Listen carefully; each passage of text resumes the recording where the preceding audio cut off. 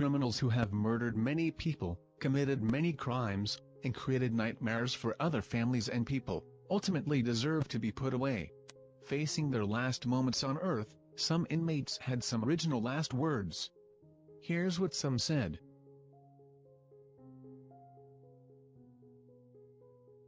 Carl Panzram was an American serial killer, rapist, arsonist and burglar. In 1928, he was arrested for burglary and confessed to murdering 2 boys. While in prison, he befriended prison guard Henry Lesser and confessed that he had killed over 22 people and sodomized over 1,000 males. Since he was considered psychotic, Panzram was sentenced to 25 years. Panzram had to have been the most impatient inmate waiting to be executed, as it was recorded that his last words were, "Hurry it up, you Hoosier bastard. I could hang a dozen men while you're screwing around."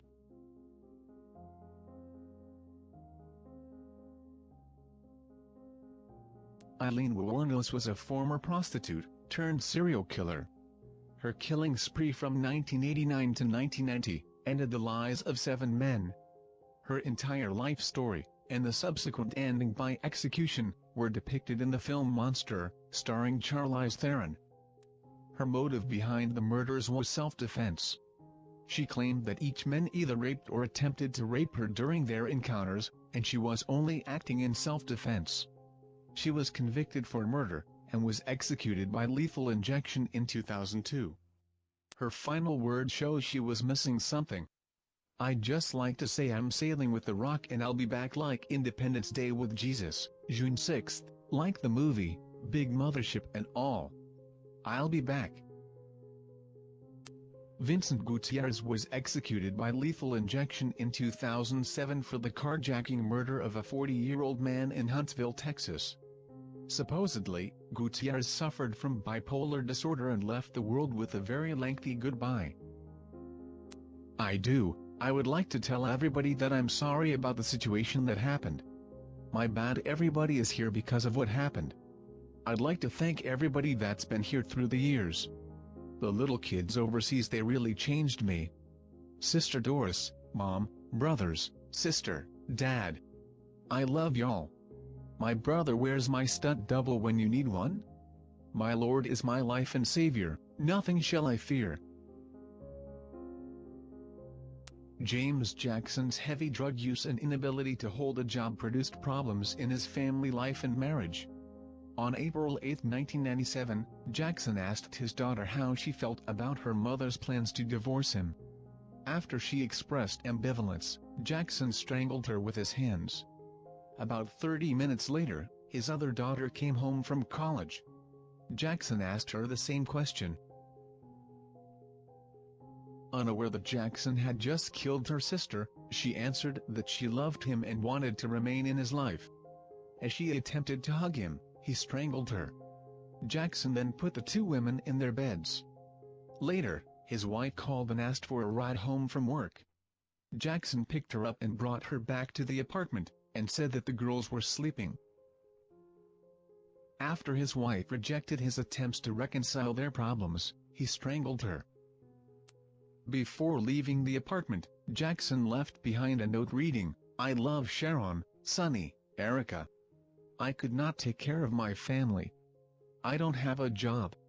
I gave them back to God. He and they will understand." His final words before his execution were just as chilling, showing little remorse as he said, "I'm ready to roll. Time to get this party started. We're pretty certain that this is one party we don't want to be a part of." James French was the last person to be executed under Oklahoma's death penalty laws in 1966. French, who was sentenced to prison for life for murder, was the only person to be executed that year. It was said that French wanted to commit suicide, but was too afraid. Instead, he murdered his cellmate to compel the state to execute him. French was executed by electric chair. Making light of the situation, his last words were, "How's this for a headline? French fries." After the French Revolution, members of the royal family were executed, including Queen Marie Antoinette. Her hair was cut off, and she was driven through Paris in an open cart. The Queen's death was a celebration and many came to see her cower in fear. However, the crowd was disappointed as she was bold and maintained her poise up until the very end. Reportedly, she accidentally stepped on her executioner's foot, causing her last words to be, "Forgive me, sir, I meant not to do it." Jimmy Glass was a murderer who was sentenced to death by electric chair, in the state of Louisiana. Glass made headlines after his sentencing, as he became a petitioner in a Supreme Court case, Glass versus Louisiana. He claimed that electrocution violated the 8th and 14th Amendment, and was considered cruel and unusual punishment. Unfortunately, he was just one vote short of electrocution being declared unconstitutional. His last words were, "I would rather be fishing." Gary Gilmore was charged with 3 counts of armed robbery, 2 counts of assault, and 2 counts of murder in the 70s. After the U.S. Supreme Court upheld a new series of death penalties, Gilmore became the first person executed in the U.S. in 10 years. On January 17, 1977, at 8:07 a.m., Gilmore was executed by firing squad at the Utah State Prison in Draper, Utah. His famous last words were, "Let's do it," which is said to have inspired Nike's slogan, "Just do it."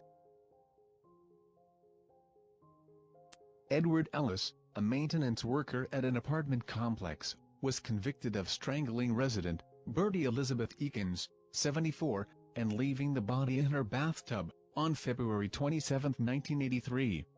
He was convicted of also killing 2 more women and leaving their bodies in the bathtub, which came to be called, the bathtub slangs. He claimed he was innocent, and his attorneys produced a letter written by an acquaintance, who confessed to the murder. But Ella's fingerprints were found on the victim's door, and witnesses saw him driving Eakins' stolen car, and cashing checks forged on her account. This criminal showed no remorse in his final words, instead choosing to attack more people as he said, "I just want everyone to know that the prosecutor and Bill Scott are sorry sons of bitches." George Appel was sentenced to death by electric chair, for the murder of a police officer in the 1920s. Appel's humorous take on his death made him famous for decades after it. It is said that right before electrocution, Appel turned to the officers and said, "Well, gentlemen, you are about to see a baked apple."